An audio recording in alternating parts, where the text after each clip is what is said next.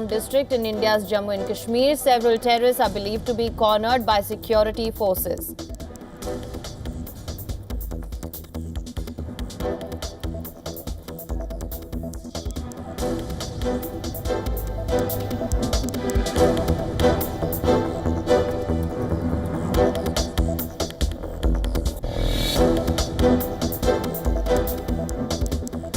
A shooting at a Montana bar in the United States leaves 4 people dead, prompting a lockdown in a neighborhood as authorities search for the suspect.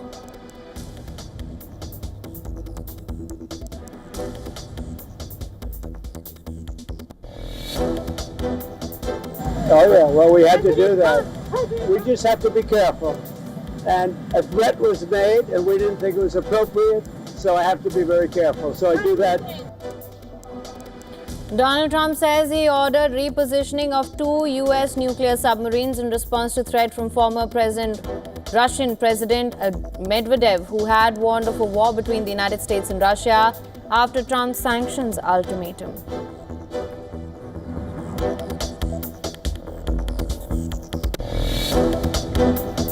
Well, I understand India no longer is going to be buying oil from Russia. That's what I heard. I don't know if that's right or not, but that's a good step.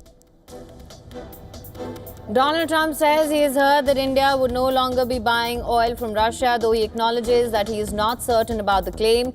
Indian government has not yet confirmed anything about it.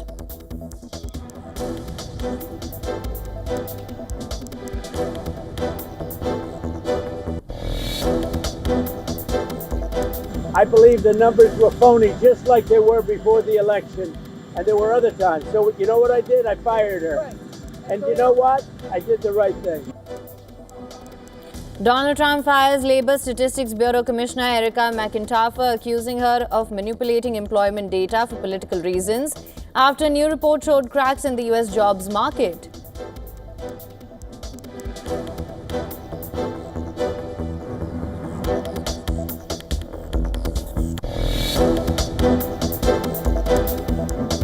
United States imposes temporary restrictions on its government personnel visiting high-end hotels in Pakistan's Karachi, following a reported threat targeting these establishments.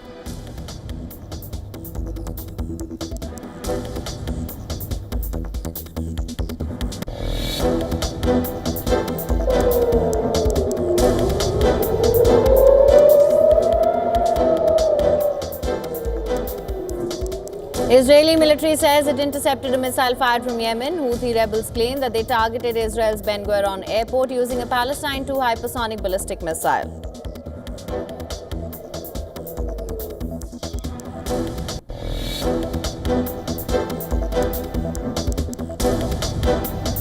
Trump's special envoy Steve Witkoff promises a plan to deliver more food to Gaza after inspecting a US-backed distribution center. As UN says, Israeli forces killed hundreds of hungry Palestinians waiting for aid over the past 2 months.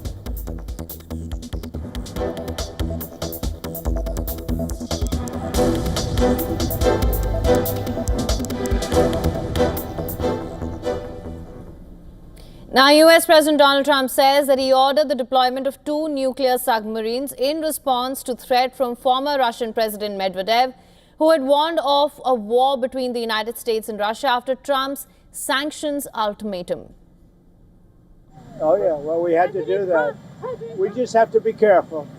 And a threat was made and we didn't think it was appropriate, so I have to be very careful. So I do that on the basis of safety for our people. A threat was made by a former president of Russia, and we're going to protect our people. Trump's warnings come as Medvedev referenced Russia's nuclear capabilities, including the dead hand system, a Cold War-era automated nuclear strike system. Meanwhile, Viktor Vodolazky, first deputy chairman of the State of Duma Committee on CIS Affairs, Eurasian Integration and Relations with Compatriots, said there are significantly more Russian nuclear submarines in the oceans than American ones, and that the ships that US President Donald Trump ordered to be redirected to the appropriate regions have long been under control. He added that Russia does not need to respond to the US leader's comment. As Trump and Medvedev traded barbs, Putin signaled no change in Russia's stance on Ukraine. Despite Trump's August 8th deadline, playing down Trump's demand for a ceasefire, he said all disappointments come from excessive expectations. Of course, the direct Russia-Ukraine talks in Istanbul is a positive point. As for any disappointments on anyone's part, all disappointments come from excessive expectations. This is a well-known general rule. But in order to approach the resolution of the issue peacefully, it is necessary to conduct a thorough conversation, and not in public, but calmly, behind closed doors, starting with the negotiation process. Putin said Russia wants a lasting and stable peace in Ukraine, adding that Moscow's conditions for peace remain unchanged. I repeat once again, we need a long-lasting and stable peace on a good foundational basis that would satisfy both Russia and Ukraine and ensure the security of both countries. Meanwhile, the Ukrainian capital Kyiv observed an official day of mourning on Friday, a day after a Russian drone and missile attack on the city killed 31 people, including 5 children, and injured more than 150. Ukrainian President Volodymyr Zelensky visited the site of a Russian attack in Kyiv and called strong sanctions against Russia. So it is very important that the prospect of new sanctions, strong sanctions, has now begun to put pressure on Russia, and not only against the aggressor state itself. All Russian finances, every scheme that fills the Russian budget, must be targeted by the world. Only this will convince Moscow to genuinely work for peace. Ukraine is grateful to the United States, grateful to Europe and all our other friends around the world who strive for peace. Ukraine is ready to work as swiftly as possible for the sake of peace. We all clearly understand what steps are needed. Now, for more on this, our correspondent Susan Tehrani has sent us this report. Listen to this. In a bold escalation, President Trump announced that he has ordered 2 U.S. nuclear-powered ballistic missile submarines to be deployed to regions near Russia. President Trump says the move was triggered by highly provocative statements from former Russian President Dmitry Medvedev, now Russia's Security Council deputy chair, who on social media warned U.S. President Donald Trump about Russia's semi-automated retaliatory nuclear system known as the, quote, dead hand, telling Trump, remember how dangerous the fabled dead hand can be. In a post on Truth Social, Trump warned the rhetoric could lead to unintended consequences, so he moved submarines just in case. Meanwhile, Special Envoy Steve Witkoff will head to Russia as part of a broader push for a ceasefire in Ukraine by the president's August 8th deadline. Susan Tehrani reporting from New York for WION World is One. All right, for more on this, we're now being joined live by Lieutenant Colonel Daniel L. Davis. He's a military expert and host of the Daniel Davis Deep Dive on YouTube. Lieutenant Colonel Davis, thank you so much for joining me on World DNA. It's always a pleasure to have you with us. Always a pleasure to be here. Now, sir, let's begin with what's happening here. Donald Trump says he ordered the deployment of 2 nuclear submarines. How real do you think is the specter of an all-out war between the United States and Russia? Do you think this is just Trump's usual tactic from his playbook, where he is really trying to test the limits of his adversaries or even allies and trying to dictate the terms, and Russia is not giving in here? I don't even think it's that far. I mean, this is frankly 2 gentlemen who were having a spat back and forth on social media.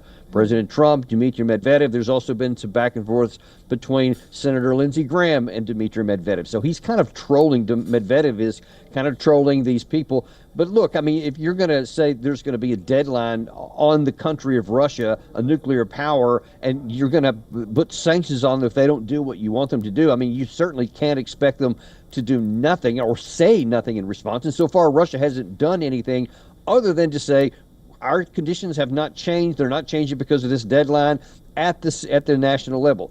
The other thing that's important to understand is Dmitry Medvedev, he's not even the chairman of their National Security Council. He's the deputy chairman. He has no power to do anything. So for Trump to say he's responding to a threat, As I read it, there was no threat in there because the dead hand issue, to understand, is only if Russia is attacked by nuclear weapons and then they have a retaliatory process. So even that was only going to be if the U.S. attacked them with nuclear weapons first. There was no attempt to say that Russia was going to attack the United States. That's important to understand.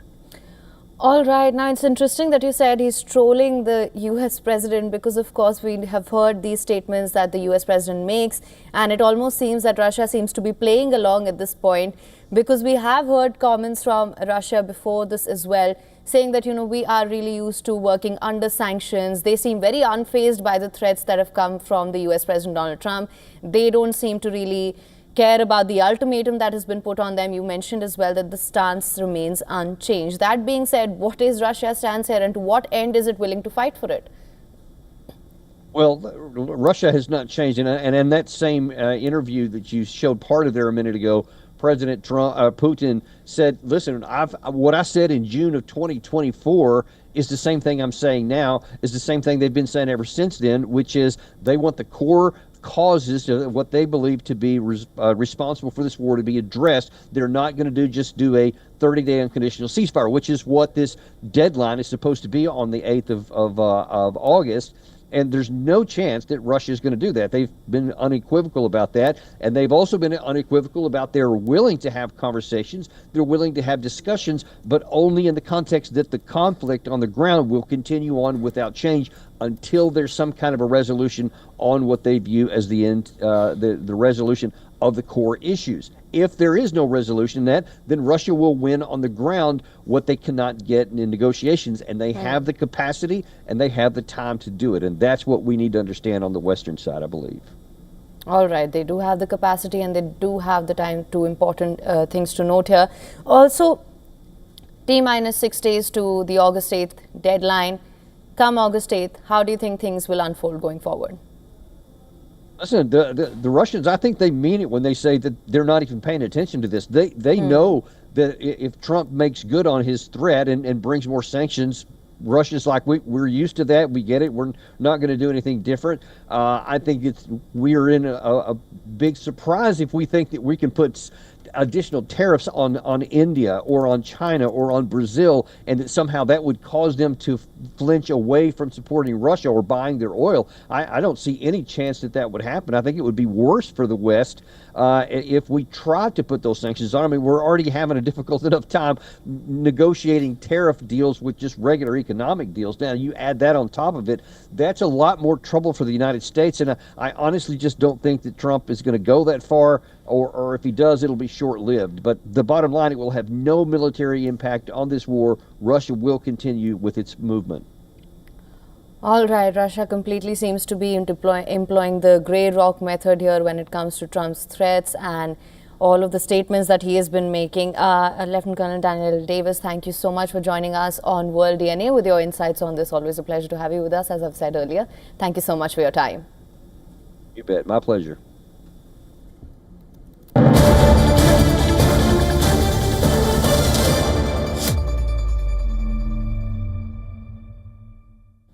All right, we have breaking news coming in from Jammu and Kashmir, where an encounter has broken out between the security forces and terrorists in the Akhal area of Kulgam district. A joint operation by the Jammu and Kashmir Police, Army and CRPF currently underway to neutralize the terrorists after they opened fire at a search party. Indian Army's Chinar Corps said that a contact was established with terrorists in Akhal general area. At least 3 terrorists are believed to be trapped in this encounter. So this is the big news that is coming in from India, Jammu and Kashmir, where an encounter is underway. It has broken out between security forces and terrorists in the Akhal area of the Kulgam district. A joint operation by the J&K police, army and CRPF is currently underway to neutralize the terrorists, and this after they opened fire at a search party. Indian Army's Chinar Corps said that the contact was established with terrorists in Akhal general area, and at the moment at least 3 terrorists are believed to be trapped in the encounter. This is what we do know so far. Of course, details are yet to come in. This is a fast developing situation. What we do know at the moment is that 3 terrorists are believed to be trapped in this encounter in the Akhal general area in the Kulgam district. Of course, as you can see on your screen right now as well, the Chinar Corps saying that contact established in the Akhal General area, Kulgam, joint operation in progress. So this is what we do know so far. We will be bringing you more developments as and when they come in.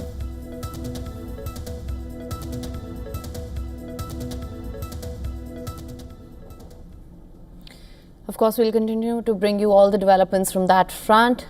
Let's shift our focus for now. The humanitarian crisis in Gaza continues to deepen with growing concern from global leaders and aid organizations. Gaza's Civil Defense Agency said that at least 22 Palestinians were killed on Friday, including 8 people who were reportedly waiting for food aid. Video released by the United Nations Office for the Coordination of Humanitarian Affairs shows a convoy crossing into Gaza with gunfire ricocheting just meters from a desperate crowd. It says that shots were fired by Israeli forces as a warning, narrowly missing people awaiting food assistance. The Israeli army denied deliberately firing at civilians and said it is reviewing the footage. Meanwhile, the US President Donald Trump's special envoy, Steve Witkoff, visited a US-backed Gaza Humanitarian Foundation site in Rafah. He promised a plan to deliver more food to Gaza and said that he would present a plan to President Trump as well. I did. I spoke to Steve Witkoff. He had a great meeting with a lot of people, and the primary meeting was on food. And he also had some other conversations that I'll tell you about later. But he had a meeting on getting the people fed, and that's what we want. Now, Witkoff's visit to the GHF site has drawn criticism. Critics say that the GHF is worsening the crisis in Gaza. The United Nations and humanitarian groups say that more than 1,000 Palestinians have been killed while trying to access aid since the GHF began operations in late May. 1 in 3 people in Gaza are going days without food, and the malnutrition indicator has exceeded the famine threshold, with global acute malnutrition now at over 16.5%. Today, more than 320,000 young children are at risk of acute malnutrition. Amid mounting global outrage and the risk of a famine looming over Gaza, countries are launching airdrops to deliver food to the war-battered territory. The Jordanian army carried out at least 7 airdrop operations, delivering nearly 57 tons of aid on Friday. Italy announced the first Italian airdrops could begin on the 9th of August. Spain, Britain and France have also contributed, working with regional partners to provide food and basic supplies from the air. Meanwhile, Turkish Foreign Minister Hakan Fidan held talks with the Hamas delegation led by Hamas Shura Council Chairman Mohammad Darwish in Istanbul. Turkey has been trying to broker peace between Israel and Hamas. In Sana'a, thousands of Yemeni protesters denounced the starvation of the people in the Gaza Strip. Among them was Houthi activist Zayed al-Rafiq, who condemned the crisis in Gaza and praised Gazans for their resilience and their patience.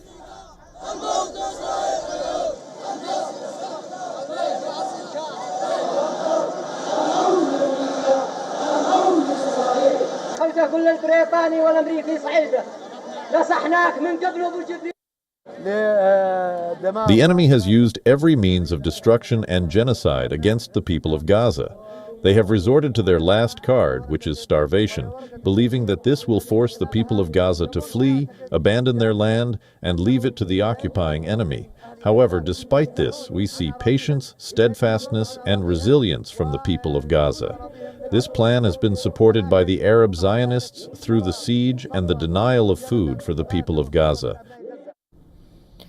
Now, former Colombian President Alvaro Uribe has been sentenced to 12 years of house arrest after being found guilty of procedural fraud and witness bribery. He has also been barred from public office and given a fine of $578,000. The sentencing followed a nearly 6-month trial in which prosecutors presented evidence that he attempted to influence witnesses who accused the law and order leader of having links to a paramilitary group in the 1990s. Uribe has denied all charges against him and said that he would appeal against his conviction. He also described the case as a means to destroy the voice for democratic opposition. The sentencing of Uribe was met with mixed reactions. While his supporters called it a political failure, his critics said that their dignity is being restored.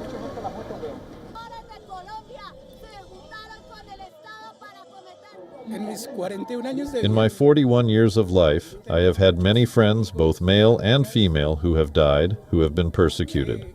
I have also been among the persecuted, and it feels like our dignity is being restored. Unfortunately, it is not a failure in justice, it is a political failure, and that is why I am here, because we cannot allow justice to become politicized. Uribe is the first former president in the country's history to be convicted of a crime. The case began in 2012 when he accused Senator Ivan Cepeda of ruling historic pact of trying to link him to the creation of a paramilitary group. But Cepeda said that he denied the accusations. However, situation took a U-turn in 2018 when the Colombian Supreme Court decided to open an investigation against Uribe for alleged witness tampering.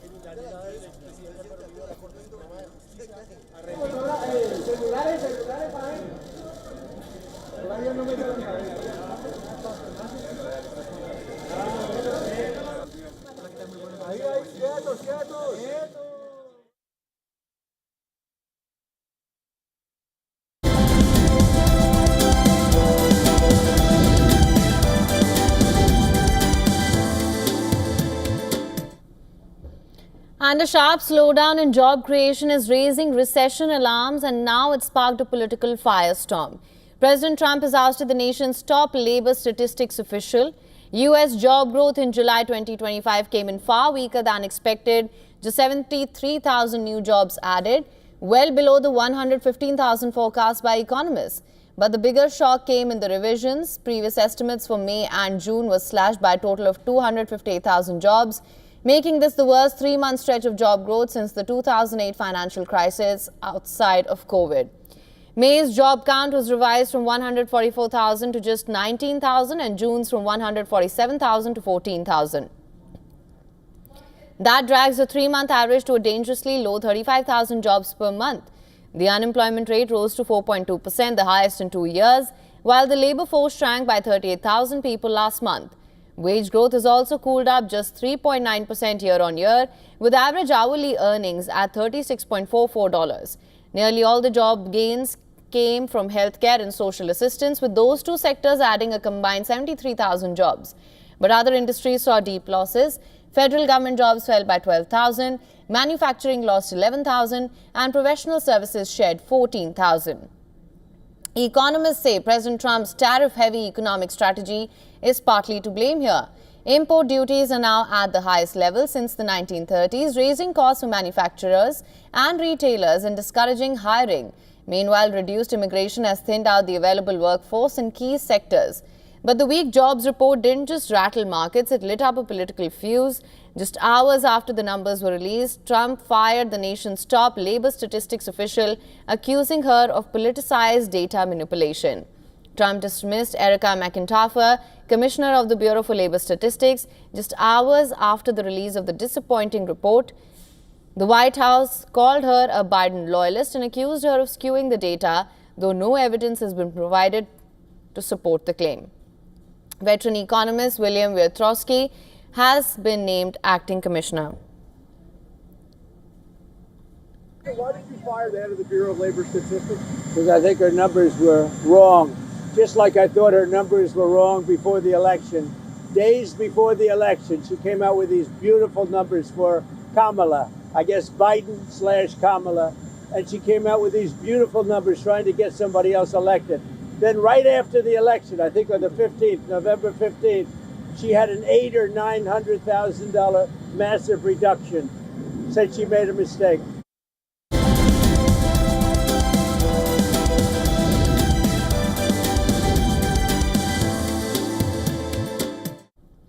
Now, the Indian Cricket Board is set to review its policy on Jasprit Bumrah's participation in a test series.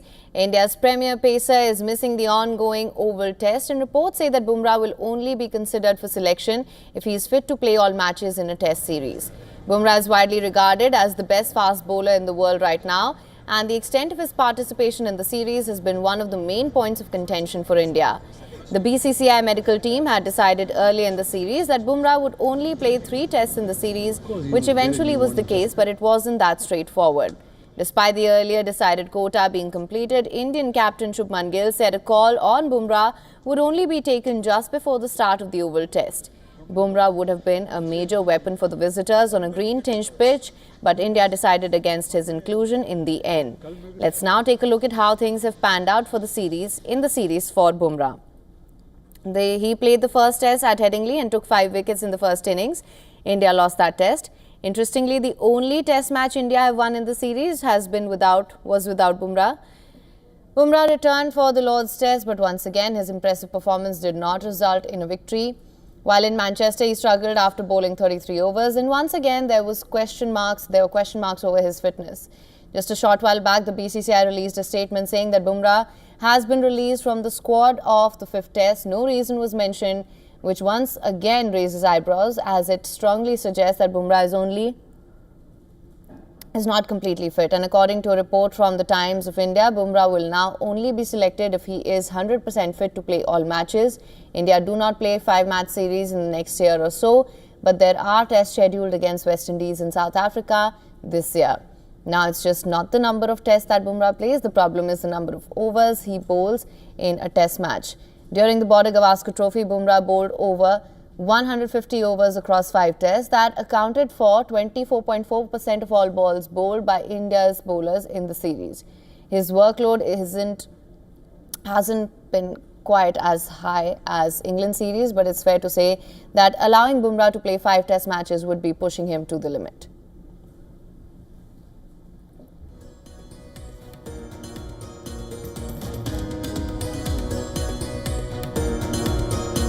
And with that, it's a wrap on this edition of World DNA. But do stay tuned. Coming up next, US President Donald Trump says that he's ordered the deployment of 2 nuclear submarines in response to threats from former Russian President Medvedev. Stay tuned for that on the other side.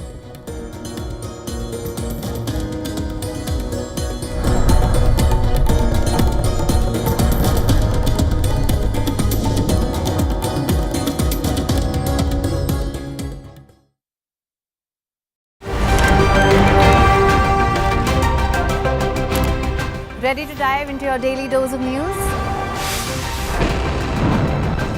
Bringing you what's trending in the West and all that's setting trends in the East.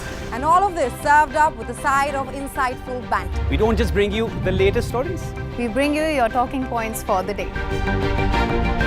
And while you do that, from the busy streets of New York, I will provide you with deeper insights on the developments through the course of the day in the U.S. The show that keeps you ahead of the global curve. A conversation you'd want to be a part of. A place where news becomes an engaging exchange. We bring you stories that impact your present. This is World DNA. Join the conversation.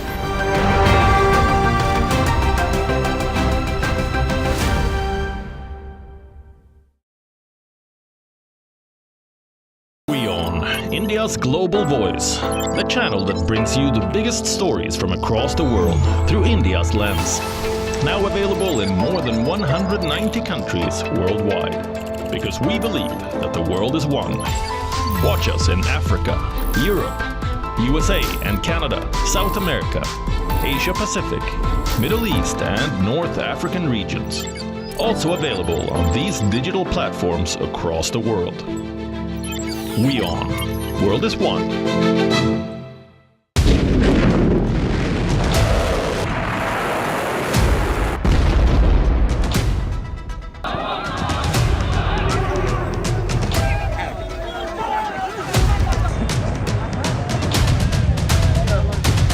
This week on the West Asia Post.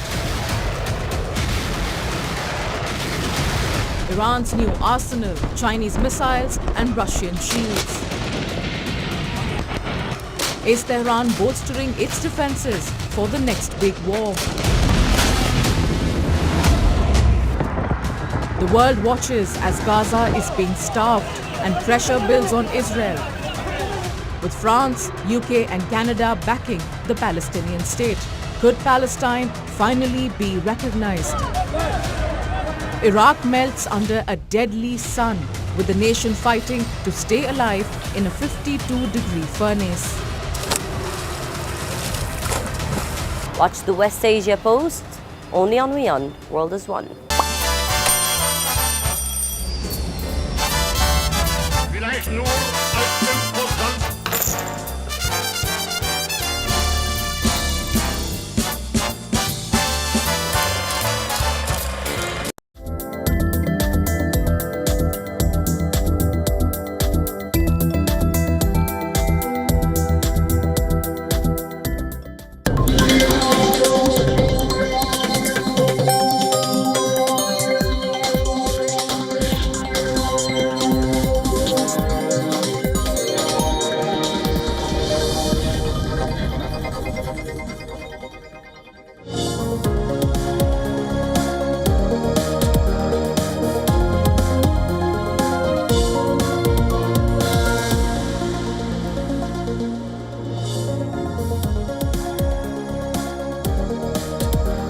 Welcome back to WION World is One. Thank you so much for staying with us. My name is Him Korsor and here's a look at all the top stories that we're tracking for you right now.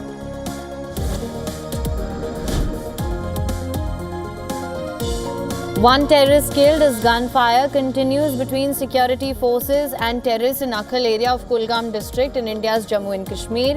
Several terrorists believed to be trapped in the area.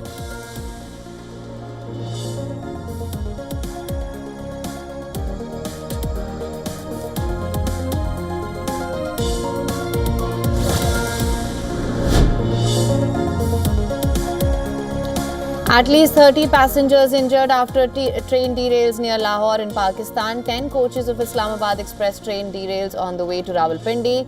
Rescue teams reached the spot and injured shifted to nearby hospital.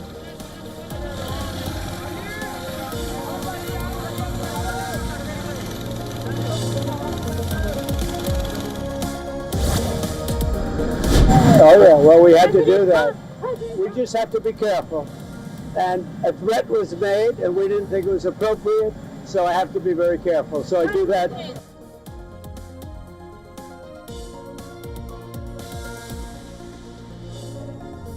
Donald Trump says he ordered repositioning of 2 US nuclear submarines in response to threat from former Russian President Medvedev, who had warned of war between the United States and Russia after Trump's sanctions ultimatum.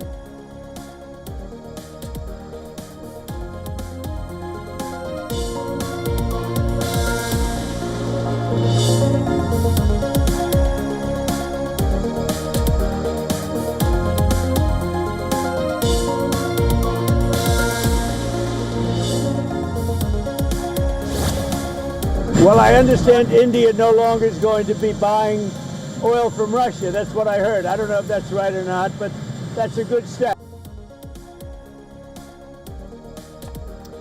Donald Trump says he has heard that India would no longer be buying oil from Russia, though he acknowledged that he is not certain about the claim. Indian government has not yet confirmed anything about it.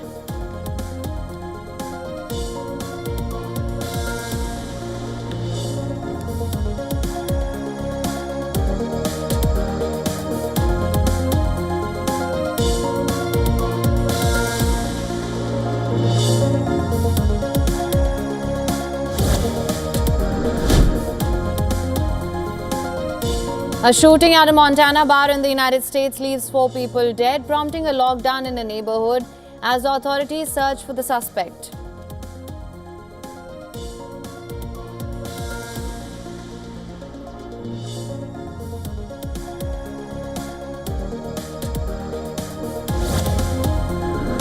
I believe the numbers were phony, just like they were before the election, and there were other times. So you know what I did? I fired her. And you know what? I did the right thing. Donald Trump fires Labor Statistics Bureau Commissioner Erica McIntyre, accusing her of manipulating employment data for political reasons after a new report showed cracks in the US jobs market.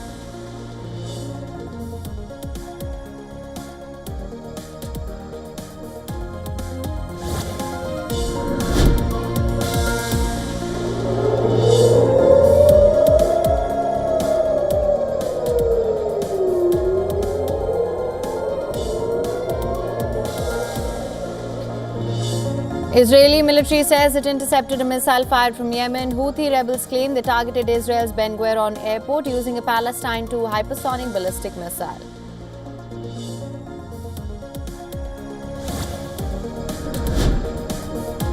Trump's special envoy Steve Witkoff promises a plan to deliver more food to Gaza after inspecting a US-backed distribution center.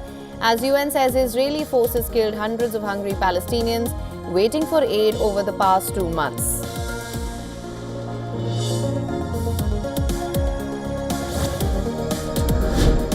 United States imposes temporary restrictions on its government personnel visiting high-end hotels in Pakistan's Karachi, following a reported threat targeting these establishments.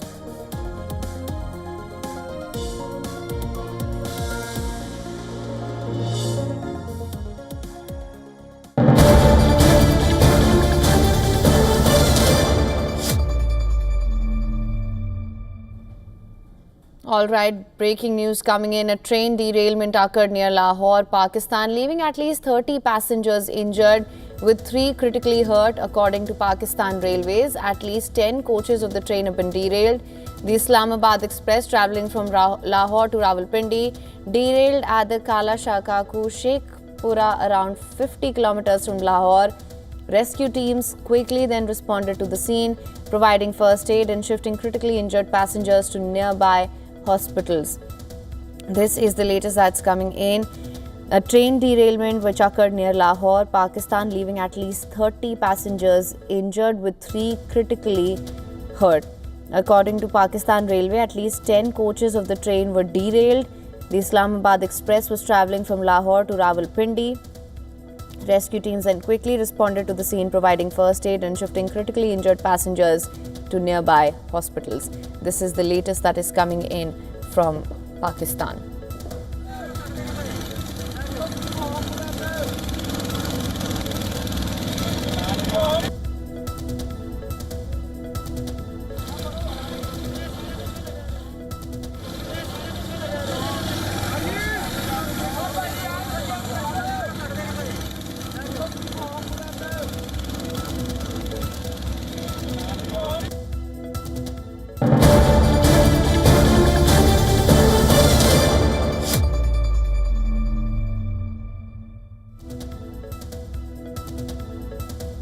Another breaking news coming in from India. Big news coming from Jammu and Kashmir, where at least one terrorist has been killed after an encounter broke out between the security forces and terrorists in the Akhal area of Kulgam district. As you know, I told you earlier about the encounter which was underway in the Akhal area of the Kulgam district. A joint operation by the J&K police, army and CRPF is currently underway to neutralize the remaining terrorists after they opened fire at a search party at night. Indian Army's Chinar Corps said that the intermittent and intense firefight continued through the night as terrorists remained cornered in tight cordon. At least 3 terrorists were believed to be trapped in the encounter, and this is the latest that we are getting right now, that at least one terrorist has been killed after the encounter broke out between the security forces and terrorists in the Akhal area. And for more on this, special correspondent Idris Lone is joining us on the phone line. Idris, thank you so much for joining us. What can you tell us, Idris? Well, one Lashkar-e-Taiba terrorist has been killed so far in the encounter in South Kashmir's Kulgam district. His body has been recovered, and the operation still continues as security forces had an input that there are 2 to 3 terrorists holed up at the operation site. The operation still continues, but one body has been recovered from the encounter site along with arms and ammunition. This is the third encounter in